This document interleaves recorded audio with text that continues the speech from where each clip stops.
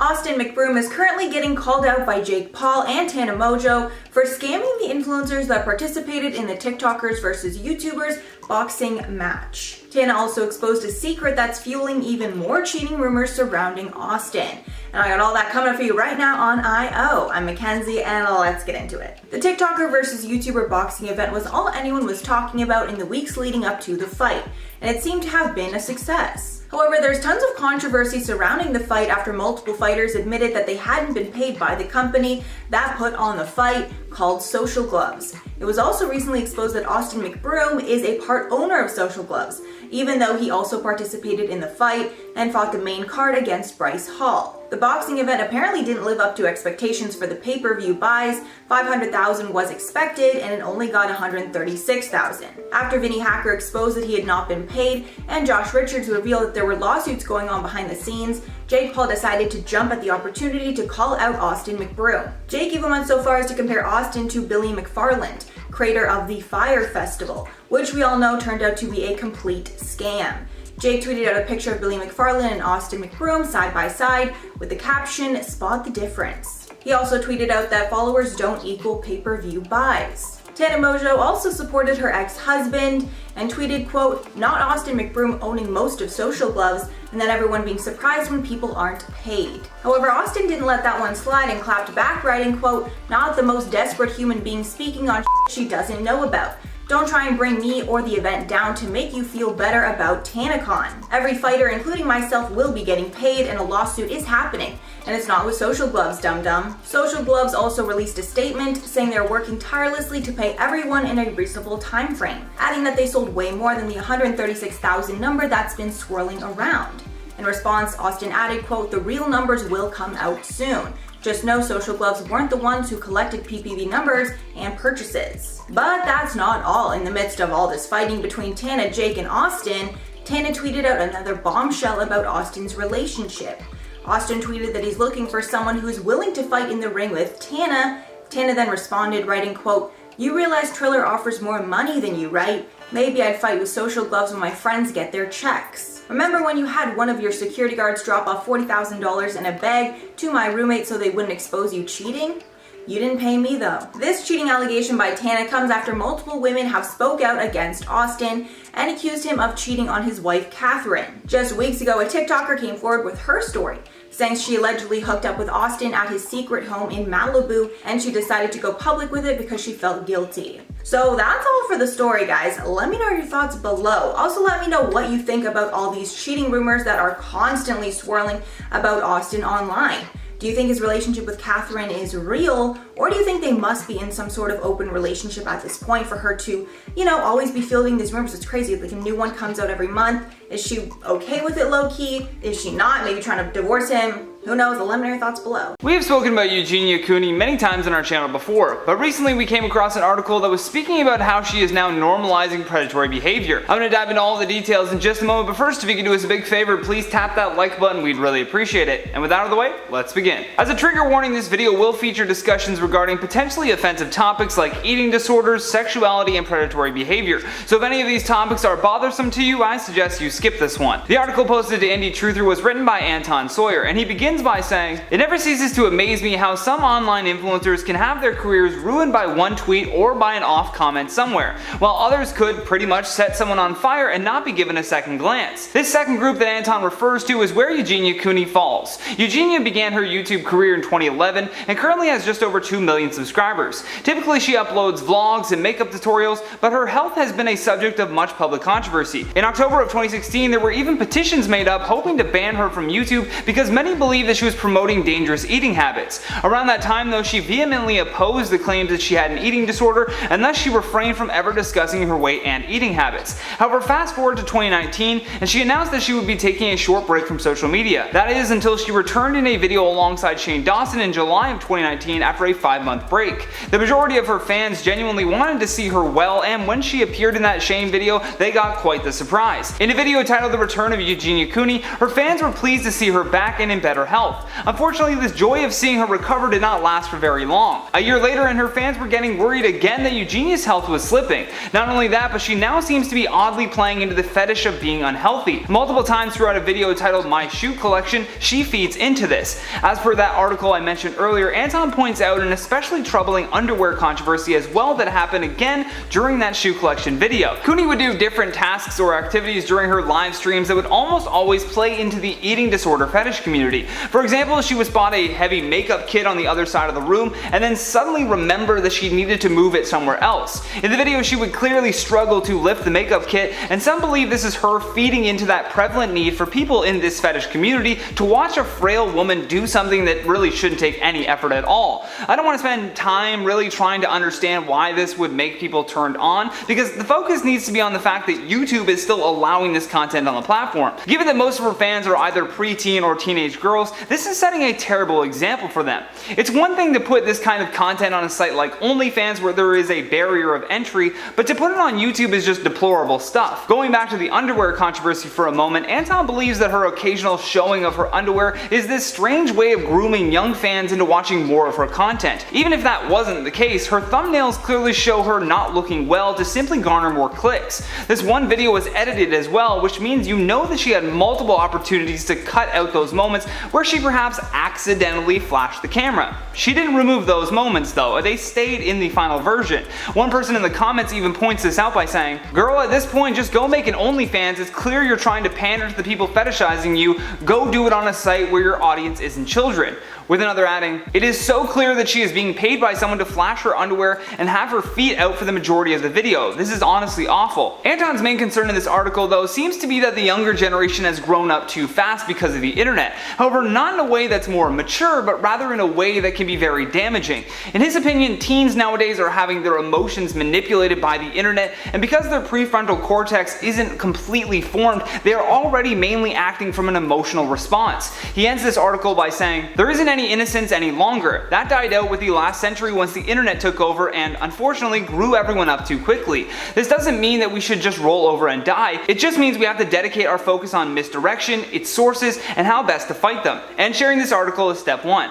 I mean, smart move with that last part, but he is correct with the statement that now more than ever do we need to keep a close eye on the content that the next generation is consuming. We can't stop it, but we can certainly educate and inform people about the negative effects creators like Eugenia can have on an entire generation. The current situation involving CreepShow art is so terrifying and alarming, it could be something out of a horror movie. This situation is way more than petty internet drama and involves CreepShow art stalking another YouTuber on the platform for years, as well as posting problematic things online. And I'm going to be getting into all the details of this crazy story right now on InformOverload. So to start off, CreepShow art, or Shannon as I'll be referring to her in this video, was a popular art and commentary YouTuber who would draw art while speaking about hot topics.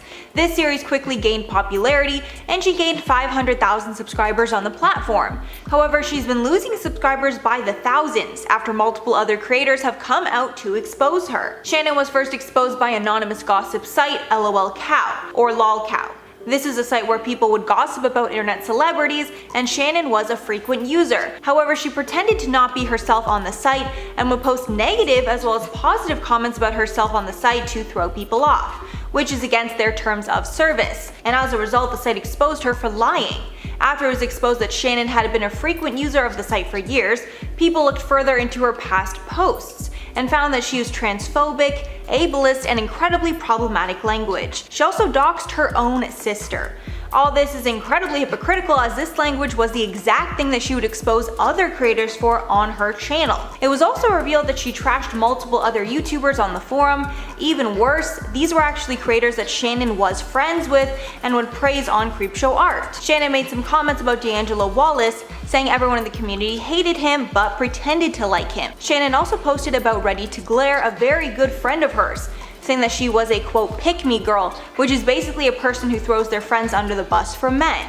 She also made allegations about YouTuber Edwin's Costa of Edwin's Generation's sexuality, alleging that there was no way that he was straight, adding that a popular Twitch streamer had quote the worst skin she'd ever seen on an Asian man. After hearing that she'd been trashed by her friend, Ready to Glare made a video addressing it all on her channel, where she shared her heartbreak. She told Insider, quote, "As of now, I still care for Shannon. I don't trust easily and I don't drop friends easily. I want her to be well and safe. However, I cannot say our relationship hasn't changed. My trust is clearly not the same." Shannon responded to all these allegations in a long post to her YouTube community page, where she said that she'd been stalked for 8 years by a person named Amy, and this person stole her IP address and posed as her. However, no one really believed this because it's almost impossible to steal someone's IP address for years on end, the way Shannon described. However, the drama is not even over yet.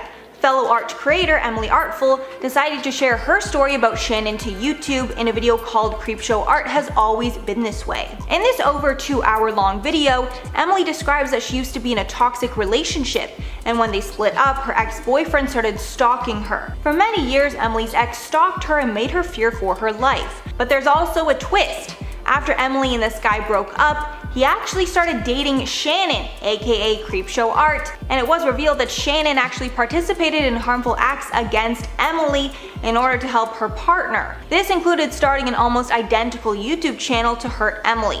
Emily says in her video, quote, "My stalker is Shannon, better known as CreepShow Art, and what I believe to be her current husband, Anthony Parker, who is also my abusive ex-partner." Some background here is that Emily Artful started her channel in 2016 with her sketchbook story times, where she would sketch something while telling a story.